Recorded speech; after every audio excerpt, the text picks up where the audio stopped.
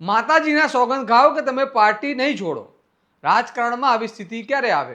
જ્યારે સત્તા હાથમાં હોય પરંતુ સ્થિરતા હાથમાંથી સરકી રહી હોય।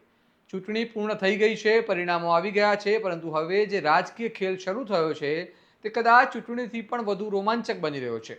પાલિકા પ્રમુખથી લઈને તાલુકા અને જિલ્લા પ્રમુખોની પસંદગી પહેલા જ પક્ષો પોતાના સભ્યોને બચાવવા માટે અલગ અલગ રસ્તાઓ અપનાવી રહ્યા છે।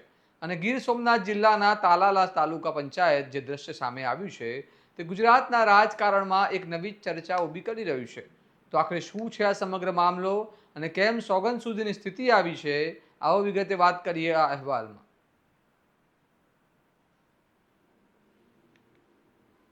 નમસ્કાર, હું ચિરાગ વર્ષાબેન, આપ જોઈ રહ્યા છો સ્વમાન।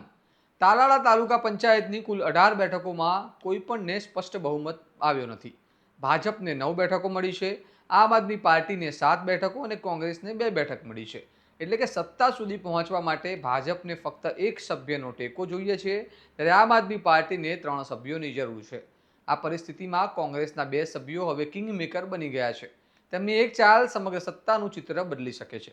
આ જ કારણ છે કે હવે રાજકીય દબાણ અને ખેંચતાણ વધતી જઈ રહી છે અને આ વચ્ચે આમ આદમી પાર્ટીએ પોતાના 7 ચૂંટાયેલા સભ્યોને એકજૂટ રાખવા માટે એક હાસ્યાસ્પદ રસ્તો અપનાવ્યો છે। મંડોળા અને અકોલાવાડી સહિતના વિસ્તારોમાંથી ચૂંટાયેલા તમામ સભ્યોએ માતાજીના સોગંદ લઈને જાહેરમાં વચન આપ્યું છે કે તેઓ પક્ષ વિરોધી કોઈ નિર્ણય નહીં લે। આ ઘટનાનો વિડીયો પણ સામે આવ્યો છે જે સોશિયલ મીડિયા પર ચર્ચાનો વિષય બની ગયો છે। જુઓ તે વિડીયો।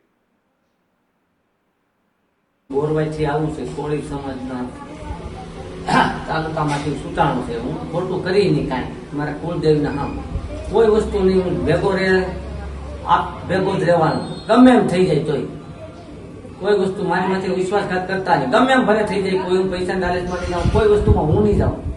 ધાવા જસા સંસાર આમ આદમી પાર્ટીથી વિજય થયેલો હું જનતાનો વિશ્વાસ નહીં કરું, ભગવાનની સાક્ષી સોગંદ ખાઉં કે પૂરી ઈમાનદારીથી આમ આદમી પાર્ટીનો સાથ ક્યારેય નહીં કરું। આ સોગંદ પાછળનું કારણ પણ ચર્ચામાં છે, કારણ કે એવી ચર્ચાઓ ચાલી રહી હતી કે આપના કેટલાક સભ્યો ભાજપ તરફ વળી શકે છે।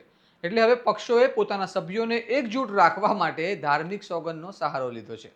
રાજકીય રીતે જોવામાં આવે તો તાલાલા તાલુકા પંચાયત હવે સત્તા માટેના સંઘર્ષનું કેન્દ્ર બની ગઈ છે। ભાજપ અને આમ આદમી પાર્ટી બંને તરફથી કોંગ્રેસના સભ્યોને પોતાના તરફ ખેંચવાના પ્રયાસો તેજ બન્યા છે।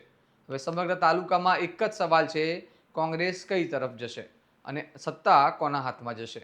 અંતમાં સવાલ છે કે શું આ રાજકારણમાં વિશ્વાસનો અભાવ દર્શાવે છે, પછી સત્તા માટે કંઈ પણ કરવાનું એક ઉદાહરણ છે? શું લોકશાહીમાં આ પ્રકારની સોગંદની જરૂર છે અને શું મતદારોના મેન્ડેટનું આ રીતે રાજકીય હિસાબમાં રૂપાંતર થવું યોગ્ય છે? આ મામલે તમારું શું માનવું છે અમને કમેન્ટમાં જણાવો અને આવા જ વિશ્લેષણાત્મક સમાચાર માટે તમારા સ્વમાનને લાઇક, શેર અને સબસ્ક્રાઇબ કરવાનું ભૂલતા નહીં। નમસ્કાર।